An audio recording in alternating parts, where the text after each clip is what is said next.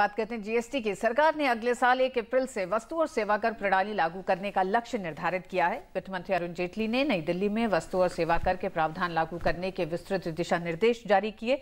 उन्होंने कहा कि समय के साथ कर की दर कम हो जाएगी और अनेक वस्तुओं के मूल्य भी घट जाएंगे।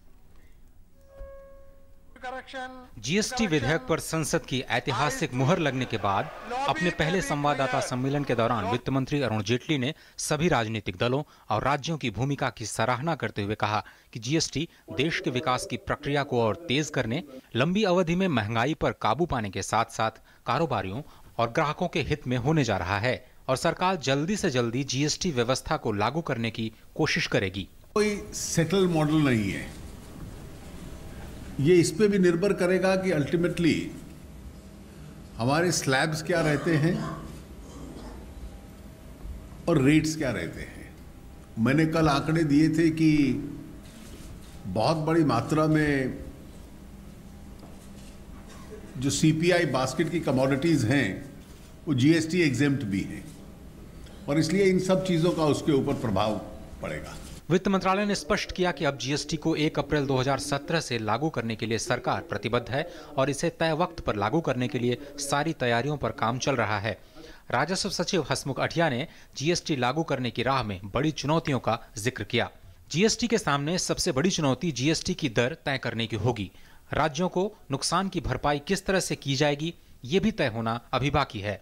साथ ही जीएसटी की दर और राज्यों के राजस्व की चुनौती के बीच तालमेल बिठाना सबसे ज्यादा जरूरी होगा। किन वस्तुओं को जीएसटी के दायरे से बाहर किया जाए, इस पर केंद्र और राज्यों की सहमति जरूरी होगी।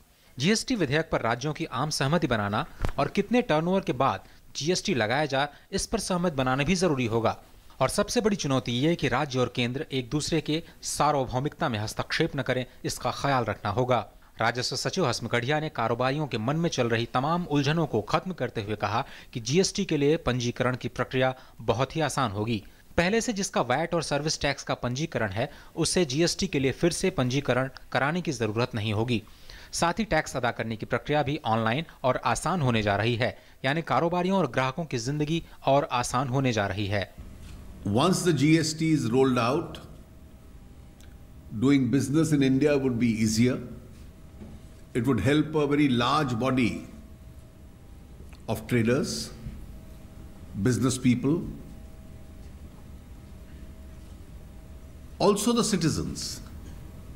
दरअसल केंद्र ने जीएसटी विधेयक का मसौदा तैयार कर रखा है, जिसे अब जल्दी ही जीएसटी काउंसिल को भेजा जाएगा। उम्मीद है कि 1 माह के भीतर कम से कम 16 राज्य जीएसटी संविधान संशोधन विधेयक पर अपनी मुहर लगा देंगे। जीएसटी के लिए जरूरी आईटी इंफ्रास्ट्रक्चर पर अब काम जारी है और जल्दी ही इस पर काम पूरा भी हो जाएगा। 17 राज्यों ने अभी तक जीएसटी के लिए अपना बैकएंड सिस्टम तैयार कर लिया है और बाकी राज्य दिसंबर तक तैयार हो सकते हैं। दिसंबर के बाद जीएसटी व्यवस्था का परीक्षण भी शुरू कर दिया जाएगा। सबसे ज्यादा फोकस होगा केंद्र और राज्यों के 60,000 राजस्व अधिकारियों के प्रशिक्षण पर। शीतकालीन सत्र के दौरान संसद और राज्यों की विधानसभाओं में विधेयक पारित होने की उम्मीद है। There are 3 things we need to do in order to achieve the targeted date of 1/4/2017.